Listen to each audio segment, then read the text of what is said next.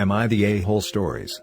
Am I the a-hole for kicking out my cousin and his wife, after they berated me for working instead of watching their kids? I, 36 female, took in my cousin, 37 male, and his wife and 2 children, 6 and 3. A month ago, my cousin lived in a rented apartment for 4 months, but couldn't continue paying because of his financial issues. He said he wanted to go live with his parents, but they live far away and he can't move away from work. I decided to let them move in until he could figure something out with his work.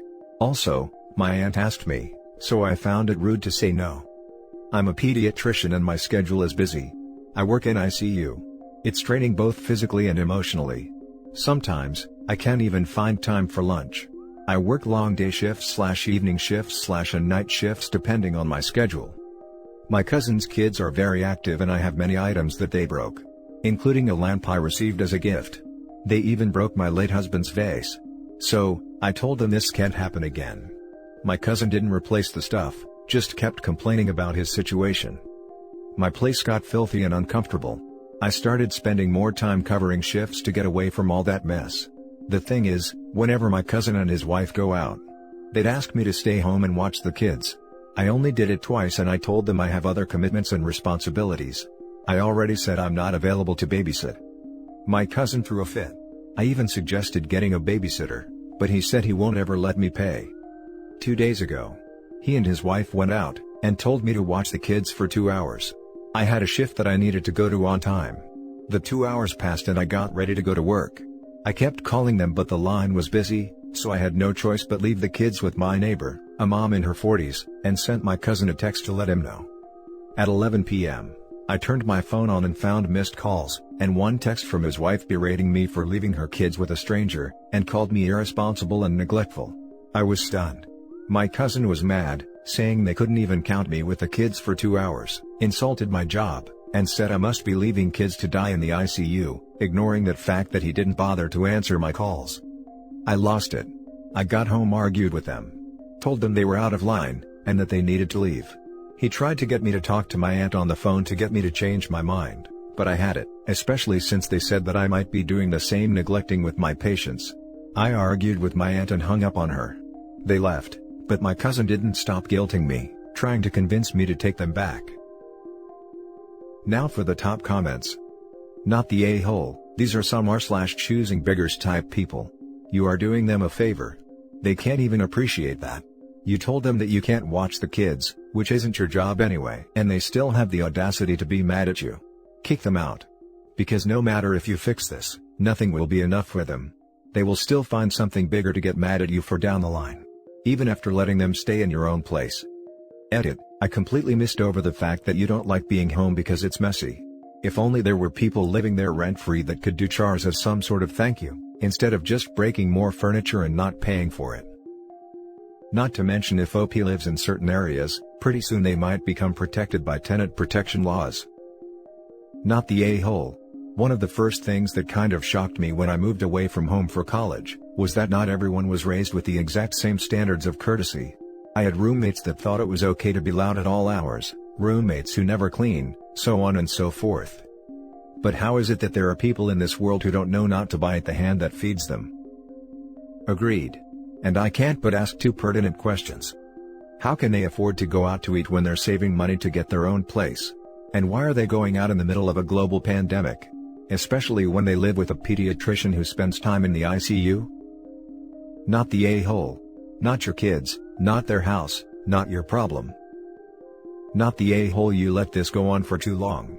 It is not rude to say no to an aunt with regards to your home, you have to readjust your thinking. Don't let them back in, they are disrespectful, entitled, and ungrateful. Now for the next story. Am I the a-hole for kicking my girlfriend and her daughter out? My 46 male girlfriend, 39 female, May and I, have been together for about 3 years. I have a daughter that is 15 female that I split custody with, while May has a 21 female daughter of her own, Alice. May was on the verge of losing her home roughly a year ago and asked to stay with me, and I obliged and May moved in. Around 4 months after that, Alice had to leave school after she failed to improve her grades while on academic probation, and asked for a room until she could get on her feet. I wasn't thrilled, but at the time I saw a future with her mom, and gave some rules and a deadline. Everyone agreed. Roughly 4 months ago, Alice approached May and I, telling us she was pregnant. I was shocked, and her mother was, well, emotional. After the dust settled, I explained to May and Alice I didn't want a baby in the home. I told Alice she broke the deal, and she needs to relocate. She and May weren't happy, but I told them there wasn't a compromise to be made, as it's a living breathing child, and I wasn't interested in being around that at my age. She asked for 40 days and I agreed. Actually, I offered 60 but it wasn't necessary.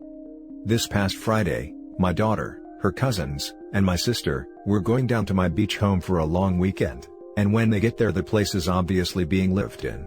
It wasn't a wreck or anything, but it was dirty, TV was on, trash was half full, and there was food in the fridge.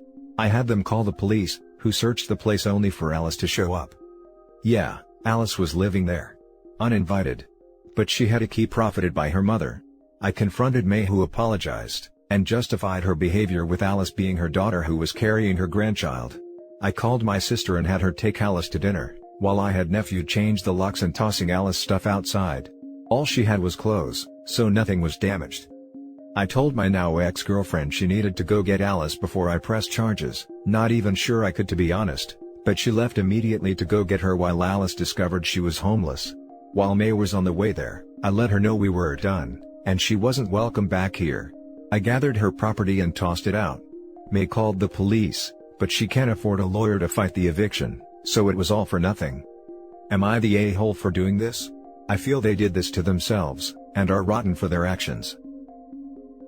Now for the top comments. Not the a-hole, you made clear conditions and have every right to not want a baby in your home. Using your beach home was the last straw. Not the a-hole. It's still breaking and entering even if the offender has a key. If Alice wasn't invited to stay there, she had no right to be there. May should be lucky that you didn't press charges on her and her daughter. Did she think that Alice would live in the beach house undetected forever?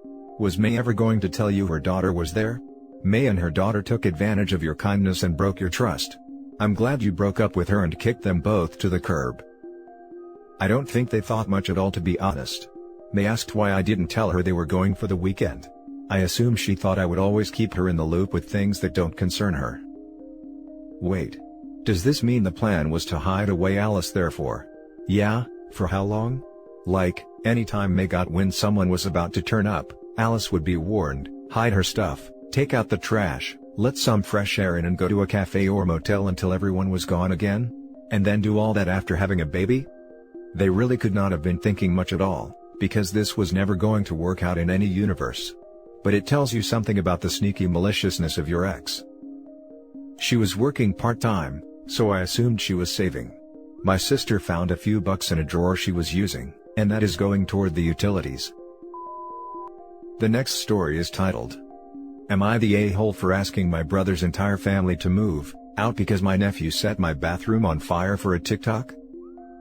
My 32 female brother, 43 male, his wife, 40s female, and their 2 kids, 9 female and 15 male, have been staying with me for a little over 2 weeks now, because they lost their jobs due to coronavirus and were evicted. 4 people is obviously a large addition, but I didn't want them to be homeless, and they assured me it'd be a temporary stay. 2 days ago, my nephew set my bathroom on fire for a TikTok. From what he told me after, there's some kind of trend where you draw a shape on your mirror with hairspray, and then you light it on fire, and it's supposed to go out on its own without any damage. Well, his fire spread onto a nearby stack of towels and got out of control. We all had to evacuate, but luckily, I live relatively close to a fire station, so the damage wasn't that bad. My guest bathroom is scorched and will need repairs, but the rest of my home is okay. I think that my brother and Sil had to have been wildly negligent to allow this to happen, especially considering the lighter he used was my brother's. Meaning, he must have taken it from him at some point. I'm asking them to leave within the next week, because I don't want to risk something of this nature happening again. They've apologized and asked me to reconsider because it was an accident, no one was hurt in the end, they'd be homeless if I kicked them out now, and to think of my niece who did nothing. I'm not going to charge them for the repairs because they flat out can't afford it, but I no longer feel safe living with them. Now for the top comments. Not the a-hole. He lit your house on fire for an internet trend. He's lucky he didn't kill someone. Sounds like someone dangerous to have in the house. Not the a-hole. If you don't kick them out now, they very soon stop being house guests and start becoming lodgers/tenants. That's a legal can of worms you don't want to go through to get someone terrifying out of your house. And your nephew clearly needs the parenting of seeing actions have consequences. He didn't do this in his own home, he did this to his host, which means, he hasn't learned to respect others' belongings. I no longer feel safe living with them. Not the a-hole. That's the only reason you ever need. This isn't a candle that got out of hand situation, insurance doesn't cover intentional dumbassery. It wasn't an accident, and he could have killed someone. For a TikTok. It amazes me that the parents don't realize that. Their kid literally could have killed someone. This isn't a prank, it's serious. The fire department had to come. Info: do you think the kid learned their lesson and won't do it again? Do you think they will do something stupid again? These are the questions you should be asking yourself, not strangers on the internet. If the answer is no, he didn't learn, kick them out. If the answer is yes, I don't think he will screw up again. Let them stay. Also, do you really think it's wildly negligent to have your 15-year-old leave your site for the 45 seconds it takes to spray and light hairspray? You realize you're basically suggesting they watch their children use the bathroom, right? Look, what he did was wrong, and they are ultimately responsible, but to say wildly negligent to let a 15-year-old have privacy in the bathroom, when they have presumably never done anything like this before, makes no sense at all. Perhaps now it would be negligent to let him go into the bathroom unsupervised. But it certainly wasn't before, since you've listed no previous bad behavior. The last story is titled, "Am I the a-hole for not resigning the lease even though my roommate has nowhere to go?" So, I, 28 female, live with two of my close friends, Amy, 25 female, and Chelsea, 27 female. Amy has a 6-year-old son that she has partial custody of. She usually has him once a week. When we initially moved into the house, this was the arrangement we had agreed upon, and we always said that having the kid around full-time wouldn't be a good fit, because Chelsea and I both have large dogs that aren't the most kid-friendly. Up until now, this arrangement had been working until recently we learned that Amy's ex decided to join the military, and now Amy will have to take full custody of her son whenever he is gone for extended periods of time. We all agreed that it would be best for Amy to find a new place to live, as neither Chelsea or I want to live with a small child, and we also worry about the child's safety around the dogs. It's easy to manage one night a week because we can keep them separated, but doing so full-time would not be an option, as this basically confines the dogs to a single room, which isn't fair to them. Unfortunately, Amy is having a hard time finding a place to live, so she is unable to move out right now.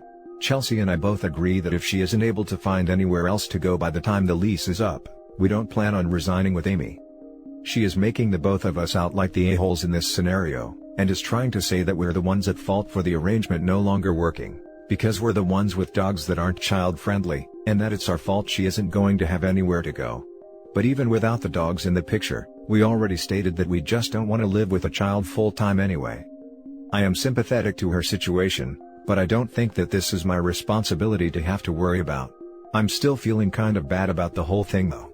Am I the a-hole? Now for the comments. Not the a-hole. Since she can't win using logic, she's trying to use guilt to get what she wants. Yeah, she's acting quite immature.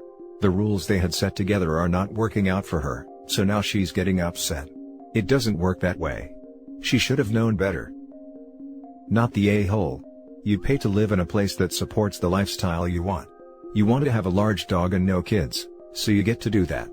She is the one changing the arrangements, and as the full-time parent, she should be asking the dad for support with housing and expenses, not her roommates, because that is what she is doing by making it your problem. The military probably has a stipend for childcare for people who have kids and are unmarried. She should actually look into that. The US military does. I didn't know this. I'm going to bring it up to her and see if she's aware. I'm sure that could really help her out. Thank you. And that's it for this video guys. If you have thoughts to share, leave a comment below. Don't forget to hit like and subscribe if you like this content. I'll catch you in the next one. Good day everyone.